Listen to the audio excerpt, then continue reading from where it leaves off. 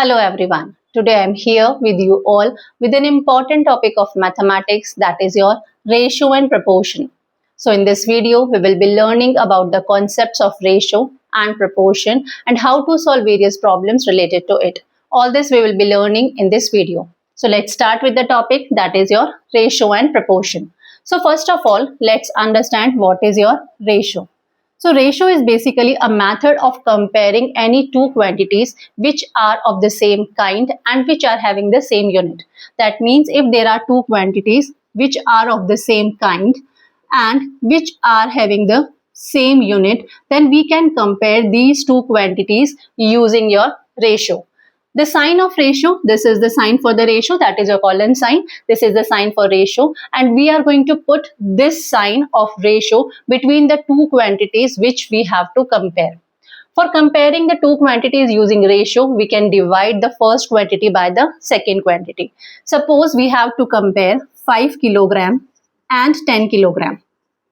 So how we can write it in terms of ratio? As just now we said, we will be putting this sign of ratio between the two quantities which we have to compare. So it could even be written as 5 kilogram is to 10 kilogram. This sign is read as is to. So we will be reading it as 5 kilogram is to 10 kilogram. Now for finding the ratio, we have to divide the first term by the second term. So it could even be written as your 5 over 10. Over here we can see that 5 and 10 both are divisible by 5. So we will be converting this ratio into your simplest form. So this could even be written as your 1 upon 2. We have divided 5 and 10, both of them by your 5, and we get it as 1 over 2. Now 1 over 2 could even be written as your 1 is to 2. So if we have to compare any two quantities which are of the same kind and which are having the same unit, then we will be keeping the ratio sign between the two quantities which we have to compare, and we can find it by dividing the first quantity by the second quantity. Over here the ratio is your 1 is to 2. So the first term, this 1 is your first term and this 2 is your second term. The first term of the ratio is known as antecedent. The first term of the ratio is known as antecedent and the second term of the ratio is known as consequent. So the first term of the ratio is known as antecedent and the second term is known as your consequent. Suppose the ratio is your 3 is to 4. So over here 3 will be the first term and 4 will be the second term. So 3 will be your antecedent and 4 will be your consequent. Now just now we said whenever we are comparing any two quantities, the two quantities should be of the same kind. What does it mean? Same kind means if it is your 5 kilogram and say 10 kilometer. So we cannot compare these two quantities because one of the unit is your kilogram and another is your kilometer. So if the two quantities which we have to compare are not of the same kind, then we cannot compare the two quantities. We can compare 5 kilogram and 10 kilogram as just now we have compared, but we cannot compare 5 kilogram and 10 kilometer. So for comparing any two quantities, the two quantities which are to be compared should be of the same kind. Similarly, we can say, suppose we have to compare say 5 rupees and 10 rupees. So we can compare it easily because both are your in rupees only. So we can compare these two quantities because both the two quantities which we have to compare are of the same kind. Now the second thing is both the two quantities which we have to compare should be having the same units also. That means if one of the quantity which we have to compare is say 50 centimeter and another quantity which we have to compare is your 1 meter. Although both are having the same kind because both are centimeter and meter, both are the measurement of your distance only. So both are of the same kind, but both are not having the same unit. So we cannot compare 50 centimeter and 1 meter. So we can compare if we will be converting both the units either in centimeter or both the units either in meter. So we cannot compare this one, but we can compare 50 centimeter and 1 meter could be written as your 100 centimeter, so 100 centimeter. Now in this form we can compare these two quantities, because the two quantities which we are comparing right now are having the same units. So for comparing, what we will be doing is we will be putting the ratio sign between the two quantities which we have to compare. That means it will be 50 is to 100. And how we can get the ratio? By dividing the first quantity by the second quantity. Now again, 50 and 100 both are divisible by 50, so it will be your 1 over 2, or we can say it as 1 is to 2. Always and always, whenever we are finding the ratio of the two quantities, it should be in the simplest form. What does that mean? Simplest form means the two ratio, means the first term and the second term should be co-prime.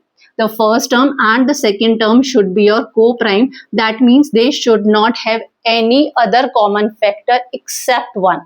Except one, both the two terms should not have any other common factor. If they are having any other common factor, then we will be simplifying this ratio, and then in the simplest form only we will be representing it. And again, this ratio is not having any of the unit. It will be 1 is to 2. It won't be 1 centimeter is to 2 centimeter. No, whenever we are representing the two quantities, we are comparing the two quantities and we are representing it in terms of ratio, then it will not have any unit. It will simply be a number only. Similarly, suppose we have to compare, say, 70 paisa and 2 rupees. If we have to compare these two quantities, again over here the first quantity is having the unit of paisa and the second quantity is having the unit of rupees. Both are of the same kind, but both are not having the same units. So what we can do is we can convert both of them either into paisa or into rupees. So it could even be written as 70 paisa, and 2 rupees could be written as, in 1 rupee we are having 100 paisa, so in 2 rupees it will be your 200 paisa. So we can compare now 70 paisa and 200 paisa, and this could be written as your 70 is to 200, or we can get its value by dividing both the two quantities. Now both are divisible by 10, we have divided it, so it is your 7 upon 20, or we can say it as 7 is to 20. So this is how we can compare any two quantities which are of the same kind and which are having the same unit. If the two quantities are of the same kind and are having the same units, then we can compare it using ratio. The sign for ratio, this is the colon sign which is for the ratio, and what we are doing is we are putting this ratio sign between the two quantities which are to be compared, and we can find the ratio of the two quantities by dividing the first quantity by the second quantity. We should keep in mind that the quantities which are to be compared should be of the same kind and should have the same unit also. If these two conditions are fulfilled, we can compare any two quantities. This is how we can do it. Now let's understand how to convert fractional ratio into whole number ratio. Just now we have seen the ratio like 1 is to 2, 3 is to 4, or 5 is to 7, something like this. That was in the whole number. Now if the ratio is in fraction, how we can convert it into the whole number ratio? So just now we said whenever we have to compare any two quantities in ratio, then what we are doing is we are dividing the first term by the second term. So it could even be written as 1 upon 9 divided by 1 upon 12. And we know whenever there is division sign, we can convert it into multiplication sign and we can reciprocate the divisor. So this could even be written as 1 upon 9 multiplied by 12 over 1. 3 3s are 9, 3 4 is 12. So the ratio will be, it is your 4 upon 3, or it could be written as your 4 is to 3 also. So this is how we can convert the fractional ratio into your whole number ratio if there are two ratios are there, if we are comparing two quantities. This could be one of the method. Another method we will be seeing in this example. Suppose we have to convert this ratio into your whole number ratio. This is your 1 upon 3 is to 2 1 upon 4 is to 2 1 upon 2. These three are the ratios given to us. These three are the quantities which we are comparing using ratio. So first of all, we will convert it into your improper fraction. So it will be 1 into 3 will be 3. 3 plus 1 will be 4. So it could be written as your 4 upon 3. The second is your 2 multiplied by 4 will be your 8. 4 2s are 8. 8 plus 1 will be 9. So it will be your 9 upon 4. Then 2 2s are 4. 4 plus 1 will be 5. 5 upon 2. So this is the ratio. 4 upon 3 is to 9 upon 4 is to 5 upon 2. Now what we will be doing is we will be finding the LCM of the denominators over here. It is your 3, it is your 4, it is your 2. So what is the LCM of 3, 4 and 2? It will be 12. So what we will be doing is we will be multiplying all the three ratios by the LCM of all the three numbers. That is your 12. We have found the LCM of 3, 4 and 2. That is your 12.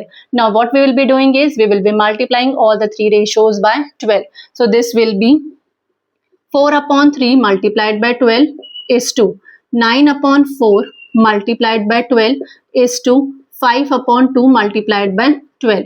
If we are multiplying all the terms of the ratio by the same number, or if we are dividing all the terms of the ratio by the same number, the value of the ratio remains same. It does not change. So we can multiply all the terms by the same number.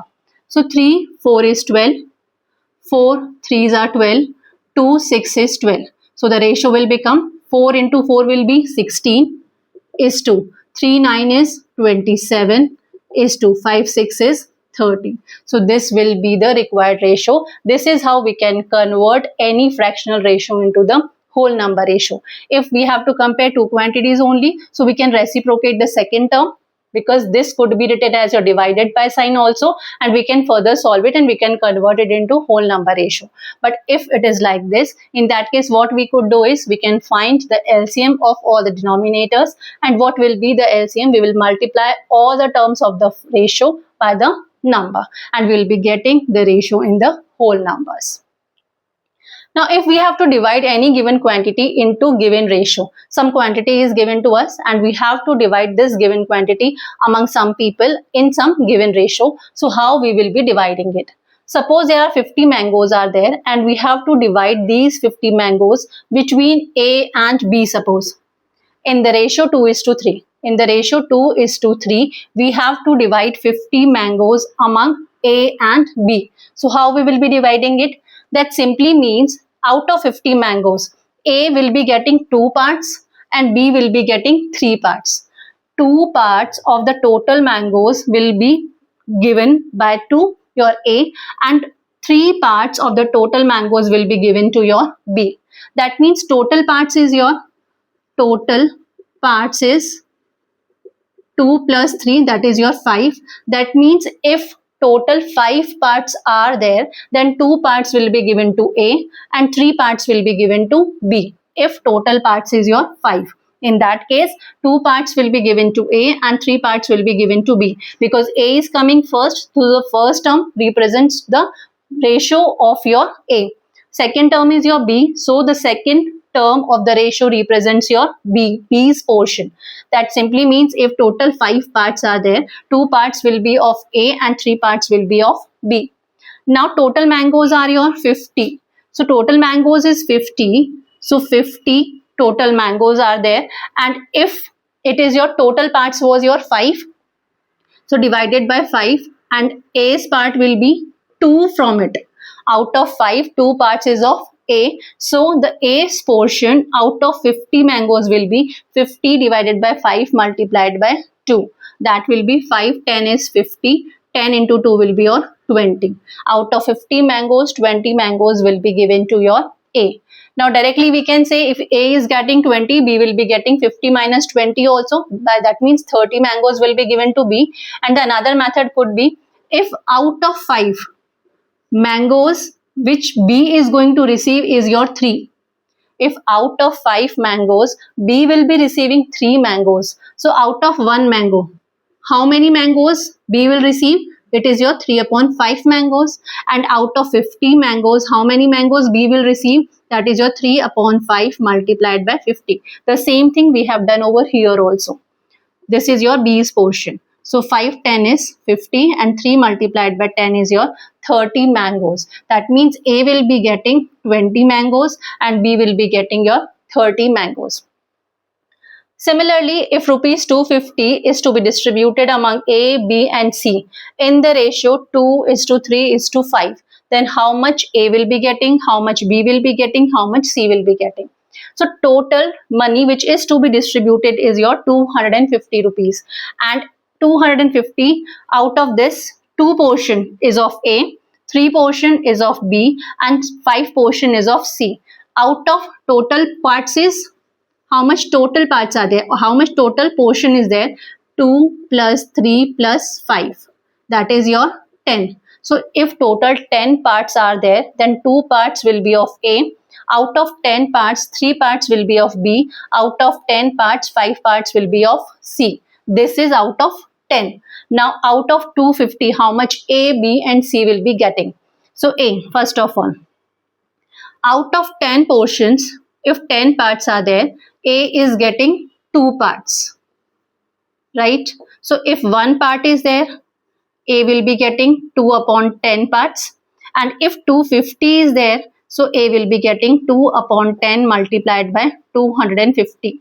0, 0 cancel, 25 into 2 will be 50 rupees is the portion of your A out of 250. From 250, A will be getting your 50 rupees. Similarly, how much B will be getting? Out of 10, B is getting 3 parts. Out of 10, B is getting 3 parts. So 3 upon 10 multiplied by 250 will be the portion of your B, because out of 10 it is getting 3 portion. So out of 1 it will be 3 upon 10, and out of 250 it will be 3 upon 10 multiplied by 250. 0, 0 cancelled. 2 multiplied by 3 multiplied by 25 will be your 75 rupees. Now the portion of C. C is getting 5 parts out of 10 parts. If total parts is your 10, then C is getting 5 parts. That means portion of C will be 5 over 10 multiplied by 250. 0, 0 cancelled.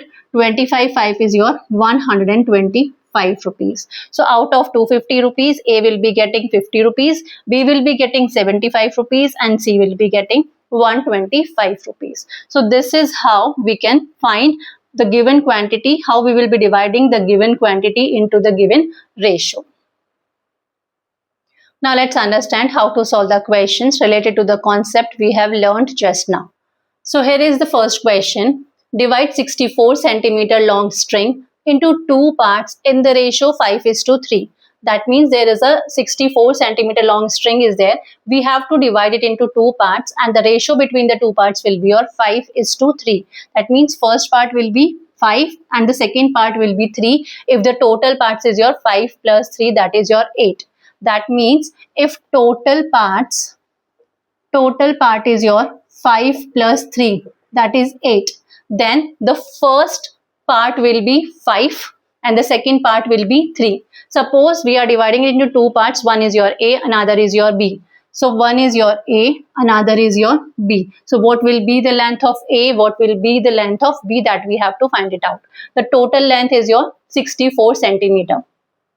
Now over here what is given to us, if total parts is 8, then A will be 5 parts and B will be having 3 parts. So out of 8 parts, A will be having 5 parts.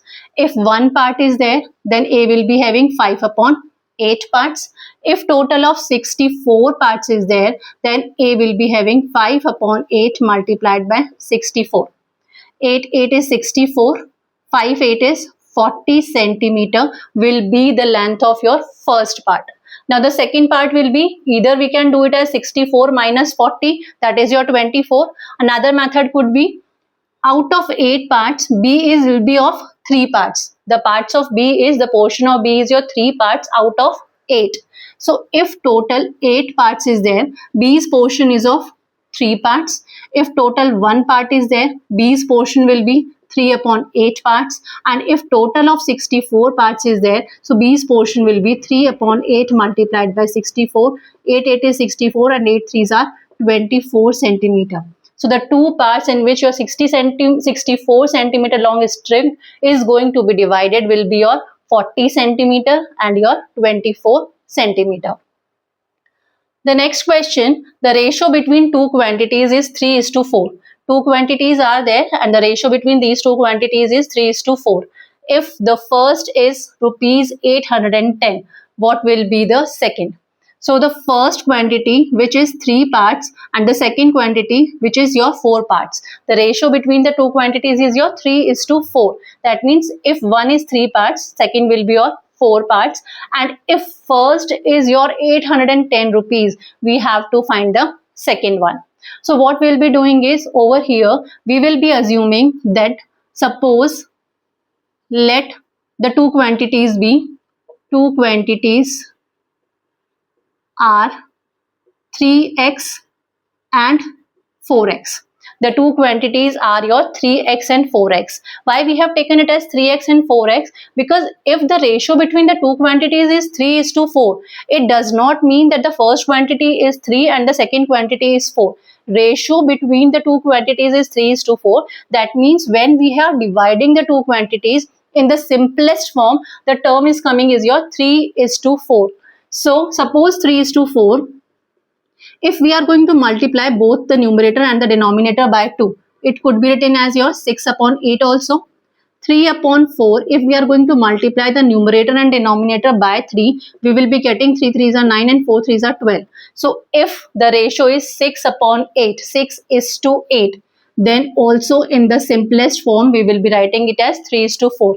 If the ratio is 9:12, in that case also in the simplest form, we will be writing it as 3:4. So it does not mean that the first term is 3 and the second term is 4. It simply means that the simplest form of the two quantities is your 3:4. So we are assuming that we have divided the two quantities by any common number, so that it has converted into co-prime number. So we have taken the number to be x. So the two quantities we have assumed to be 3x and 4x, because if we will be finding the ratio of 3x and 4x, so it will be your 3/4 or 3:4 only. That's the reason we have assumed the two quantities as 3x and 4x. Now what is given to us is that the first is your 810. That means value of 3x is 810. This is the first quantity. And as per our assumption, the first quantity is your 3x. So value of 3x is 810. So what the value of x will be? 810 divided by 3. 3 2s are 6. 3 7 is 21. 270. Value of x will be 270. So value of x we are having. Now the second quantity is your 4x. This is the second quantity and we have to find the value of second quantity only. So the second quantity will be 4x. Value of x is 270. So it will be 7 4 is 28. 2 4 2s are 8. 1080 rupees will be the second quantity. So the two quantities, second quantity which we have to find is your 1080 rupees, because it was 810 rupees first quantity. So the second quantity will be your 1080 rupees it will be. The third question is, two numbers are in the ratio 10:11. Their sum is 168. Find the numbers. So again over here the ratio of the two numbers is given to us as 10:11. It does not mean that the first number is 10 and the second number is 11. It means that in the simplest form the numbers are in the ratio 10/11. So we are assuming let the numbers be 10x and 11x, because if we will be finding the ratio of 10x and 11x, it will be 10x divided by 11x, that is your 10/11 only. So this is only the ratio. So we have assumed the number to be 10x and 11x. It is given to us that the sum is 168. That means 10x plus 11x is given to us as 168. So if we will be solving further, 10 plus 11 will be your 21x is 168. So what the value of x will be? It will be 8. Value of x is your 8. Now what we have to find it out is, we have to find the numbers. So the numbers are your 10x and 11x. So the number 10x will be 10 multiplied by x is your 8. That is your 80. And the another number is 11x, that is 11 multiplied by 8 it is your 88. So the numbers will be 80 and 88. This is how, according to the given condition, we can solve the questions. After ratio, now let's understand what is proportion. If there are four quantities such that the ratio of the first two quantities is equivalent to the ratio of the third and fourth quantity, in that case we say that the four quantities are in proportion. Or we can say if two ratios are equal, we say it to be in proportion. Suppose we are saying that one of the ratio is say 2:5. This is one of the ratio, and the another ratio is say 10:25. If these two are the ratios, so this is 2:5 and 10:25 could be written as 10/25 also. Both are divisible by 5. 5 2s are 10, 5 5 is 25. That is your 2/5, or we can say 2:5. That means if one of the ratio is 2:5 and the another ratio is 10:25, then both the ratios are equal. And if two ratios are equal, we say that they are in proportion. The sign for the proportion is, this is the sign for the proportion, 2 colon sign or 2 ratio sign. This is the sign for proportion, and instead of this we can use the equivalent to sign also. That means we can say that 2:5 is in proportion with 10:25. Over here, each quantity is known as your term.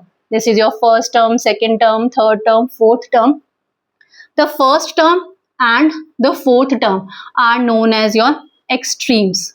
These are known as extremes, and these, the second and your third term, are known as your means. Whenever two ratios are equal, or whenever we are saying that the four quantities are in proportion or the two ratios are in proportion, then always and always product of the means is equivalent to product of extremes. Product of means is equivalent to product of extremes. Just now we said that the first and the fourth terms are known as your extremes, and the second and the third term are known as means. In each and every case, whenever we are saying that the four quantities are in proportion or the two ratios are equal or they are in proportion, then always product of means is equivalent to product of extremes. If over here we are going to check, so extremes are your 2 and 25. So product of extremes will be 2 into 25, that is your 50. Product of means will be 5 and 10 are the means. So 5 multiplied by 10 will be 50. So we can simply verify even that the product of means will be equivalent to product of extremes. One more example we can take. Suppose we are taking the ratio of say 1:2 is one of the ratio, and the another is your 10:20. 1:2 and another ratio we have taken as 10:20. 10:20 could be written as 10/20 also, or we can say it could be written as 1/2 also, or 1:2 also. That means 1:2 is one of the ratio, 10:20 is another ratio, and the value of both the ratios are equal. So both the two ratios are in proportion. So how we can write it as 1:2 is equivalent to, either proportionality sign we can use or equivalent to sign even we can use. It is equivalent to 10:20. Now here these are your means and these are your extremes. 1 and 20 are your extremes and 2 and 10 are your means. So product of extremes is your 1 into 20, that is your 20, and product of means is your 2 into 10, that is your 20. So whenever two ratios are in proportion, then always and always product of means is equivalent to product of extremes.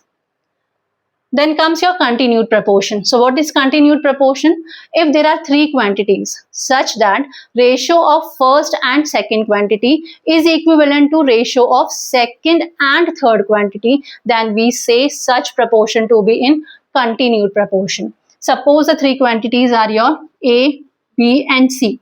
These three are the quantities. So if the ratio of first and second, the ratio of first and second is equivalent to ratio of second and third. If this is the condition, then we will be saying that it is in continued proportion. Over here, the second term is known as your mean proportion. The second term, which is coming over here also, which is coming over here also, this is known as your mean proportion. So from here, if we are going to calculate, product of means will be equivalent to product of extremes, because two ratios are equal. Two ratios are in proportion, so automatically product of means will be equivalent to product of extremes. Just now we have learned. So according to this law, B into B, that is your means, product of means will be equivalent to product of your extremes. So we can say B square is equivalent to A multiplied by C, or B is equivalent to root of AC. So mean proportion will be your root of A into C, where A is your first term, C is your third proportional. Over here, C is your third proportional and B is your mean proportional. So mean proportional is equivalent to root of first and third terms of the continued proportion. Over here, this is your first term, second term, third term and fourth term. If these are the ratio, then first, second, third and fourth terms you can say, or first, second, third and fourth proportional you can say. Anyhow we can say, but in the case of continued proportional, the second term which is repeating in the first ratio also, in the second ratio also, it is known as your mean proportional, and the third term C is known as your third proportional. So using these formulas, that is your most important formula which is used throughout. So we will be using this formula in solving various questions. Let's understand how we will be solving it, how we will be using this formula for solving various questions. Hope it is clear that if two ratios are equal, or if four quantities are interrelated such that ratio of first and second quantity is equivalent to ratio of third and fourth quantity, then we say that the four quantities are in proportion, or if two ratios are equal, we say that the ratios are in proportion. Proportionality sign, this is the sign for the proportionality, or we can use equivalent to sign also. The first and the last terms are known as your extremes. First and fourth term is known as extremes, and the second and third term is known as means, and product of means is equivalent to product of extremes. If instead of four terms we are having three terms, such that ratio of first and second term is equivalent to ratio of second and third term, then it is said to be in continued proportion, and in this case the second term is known as your mean proportion and C is known as your third proportion. Now let's understand how to solve questions related to proportion. So the first question is, find the fourth proportional. So three proportions are given to us. We have to find the fourth proportional. That means over here the ratio of 3 is to 12. It is equivalent to 4 is to, suppose we are assuming that the fourth proportional is your x. This is the first proportional, this is second proportional, this is third proportional. We have to find the fourth proportional. We have assumed that the fourth proportional is your x. That simply means ratio of these two is equivalent to ratio of these two. So over here we can see that these are your extremes and these are your means, and we know that if two ratios are in proportion, then product of means is equivalent to product of extremes. Over here means is your 12 multiplied by 4. Product of means is equivalent to product of extremes. The fourth proportional we have assumed to be x. Now what the value of x will be? It will be 12 multiplied by 4 divided by 3.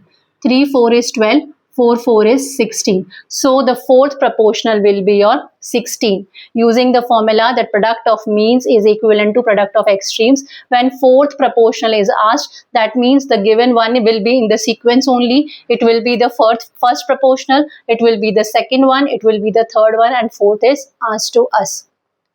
Now find the third proportional. If third proportional is asked and 2 of the proportional is given to us, that means it is an example of your continued proportion. So this is your second proportional. We have to find the third proportional. We are assuming that the third proportional is x. And in the continued proportional, your second proportional is repeated. That means 27 is to 9.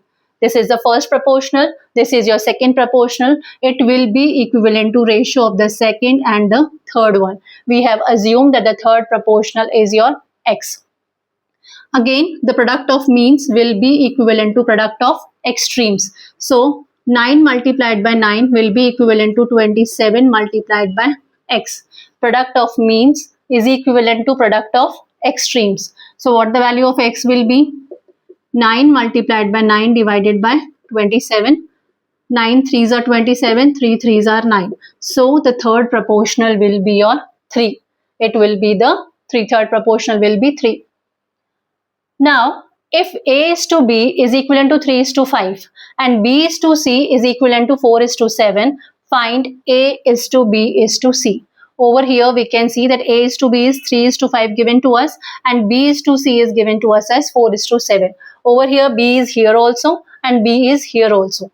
What is the portion of B over here? It is your 5 and B over here is your 4. So if we will multiply this ratio by 4 and this ratio by 5, in that case it is not going to be changed because we are multiplying both the two terms of the ratio by the same number. So A is to B could even be written as, it was 3 is to 5.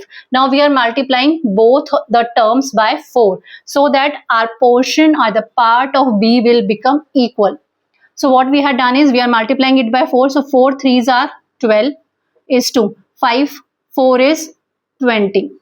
So A is to B is 3 is to 5. It could even be written as 12 is to 20. What we had done is we have multiplied both the two terms by 4. 4 3s are 12 and 4 5 is 20. Now B is to C could be written as, it is 4 is to 7 right now. So if we are going to multiply both the two terms by 5, what it will be? 4 into 5 will be 20 and 5 7 is your 35. Now see over here, B is 20 here and B is 20 here. It is same. So what we can write it as, A is to B is to C will be, A is your 12, B is 20 and C will be 35. So this will be the ratio of A is to B is to C. It will be 12 is to 20 is to 35. If it can be further simplified, you can simplify. Otherwise, it will be the answer. If M is to N is 4 is to 9 and N is to S is 3 is to 7, find M is to S.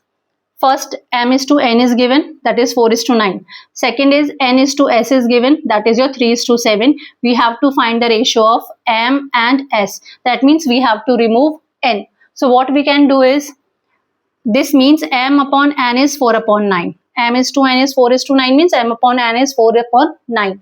And N upon S is 3 upon 7. If we are going to multiply these two, what it will be? M upon N multiplied by N upon S. This M upon N, this is N upon S. It is equivalent to, this is 4 upon 9 multiplied by, this is your 3 upon 7. N and N cancelled. It will be M upon S. 4, this is your 3 3s are 9. Now further no cancellation is there. So it will be 4 upon 3 7 is 21. So M upon S is 4 upon 21. That means M is to S is equivalent to 4 is to 21. So if we have to remove any of the term, like this N we have to remove, and N was here also in this ratio and N was here also in this ratio. So simply we can multiply and we can remove it and we'll be getting the required value, that is your M is to N, which is your 4 is to 21. So this is how we will be using the concepts of ratio and proportion and we can solve so many questions. Hope it is clear to you. Soon we'll be coming with the more topics related to mathematics. Till then, thank you.